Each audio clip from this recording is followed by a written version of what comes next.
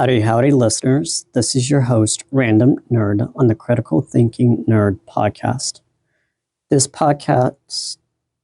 episode will share an article read over from The Conversation. Put down your phone and engage in boredom. How philosophy can help with digital overload. Published September 5, 2025. It feels like there are so many things constantly vying for attention. The sharp buzz of the phone, the low hum of social media, the unrelenting flood of emails, the endless carousel of content. It's a familiar and almost universal ailment in our digital age. Our lives are punctuated by constant stimulation and moments of real stillness, the kind where the mind wanders without a destination, have become rare. Digital technologies permeate work, education, and intimacy. Not participating feels too many like non-existence. But we tell ourselves that's okay because platforms promise endless choice and self-expression. But this promise is deceptive. What appears as freedom masks a subtle coercion. Distraction, visibility, and engagement are prescribed as obligations. As someone who has spent years reading philosophy, I have been asking myself how to step out of this loop and try to think like great thinkers did in the past.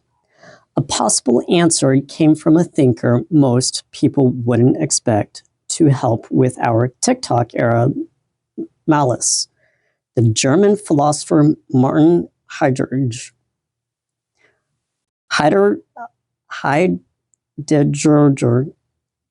argued that modern technology is not simply a collection of tools, but a way of revealing a framework in which the world appears primarily as a resource, including the human body and mind, to be used for content.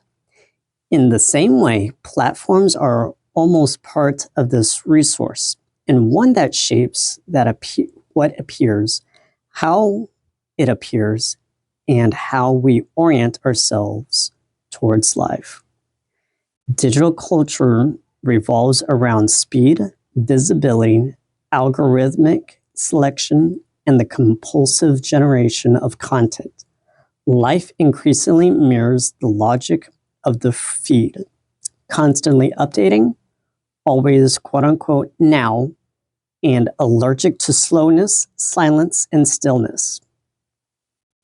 What digital platforms take away is more than just our attention being, quote, continuously partial, unquote. They also limit the deeper kind of reflection that allows us to engage with life and ourselves fully. They make us lose the capacity to inhibit silence and confront the unfilled moment.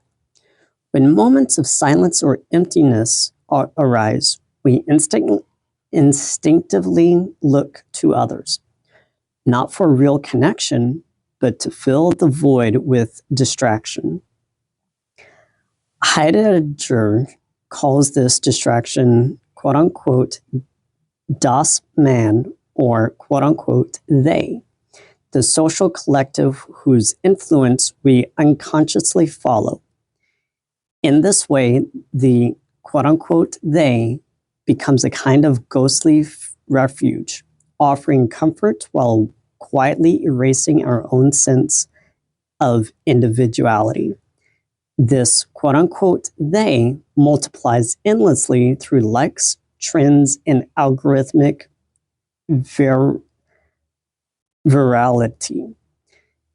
In fleeing from boredom together, the possibility of an authentic quote-unquote I disappears into the infinite deferral of collective mimicry, a media reference of we have become a collective like Star Trek Borg. Continuing on. Heidegger feared that under the dominance of technology, humanity might lose its capacity to relate to, quote, being itself, unquote. This, quote, forgetting of being, unquote, is not merely an intellectual error, but an existential poverty. Today, it can be seen as the loss of depth, the eclipse of boredom, the erosion of interiority, the disappearance of silence. Where there is no boredom, there can be no reflection. Where there is no pause, there can be no real choice. Heidegger's quote-unquote forgetting of being now manifests as the loss of boredom itself. What we forfeit is the capacity for sustained reflection. Boredom as a privileged mood.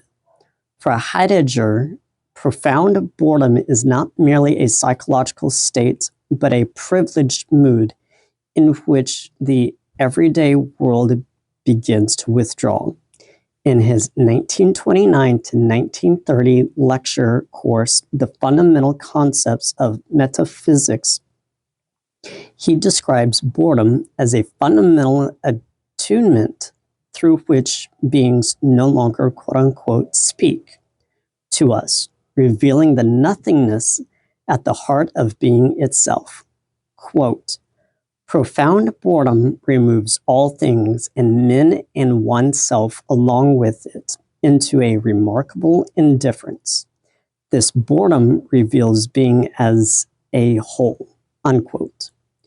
Boredom is not absence, but a threshold, a condition for thinking, wonder, and the emergence of meaning.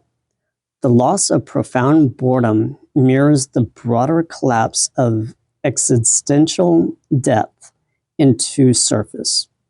Once a portal of being, boredom is now treated as a design flaw, patched with entertainment and distraction. Never allowing ourselves to be bored is equivalent to never allowing ourselves to be as we are. As Heidegger insists, only in the totality of profound boredom do we come face to face with beings as a whole. When we flee boredom, we escape ourselves. At least we try to. The problem is not that boredom strikes too often, but that it is never allowed to fully arrive. Boredom, which has paradoxically seen a rise in countries drowning in technology like the US, is shameful. It is treated like an illness almost. We avoid it, hate it, fear it. Digital life and its many platforms offer streams of micro distractions that prevent immersion into this more primitive attunement. Restlessness is redirected into scrolling, which instead of meaningful reflection, produces only more scrolling. What disappears with boredom is not leisure, but metaphysical access, the silence in which the world might speak and one might hear. In this light, rediscovering boredom is not about idle time. It is about reclaiming the conditions for thought, depth, and authenticity. It is a quiet resistance to the pervasive logic of digital life, an opening to the full presence of being, and a reminder that the pause, the unstructured moment, and the still passage are not failures. They are essential. If you found this episode meaningful, please continue to listen to my next episode as I dive deeper and research further to share my knowledge with you. Thank you.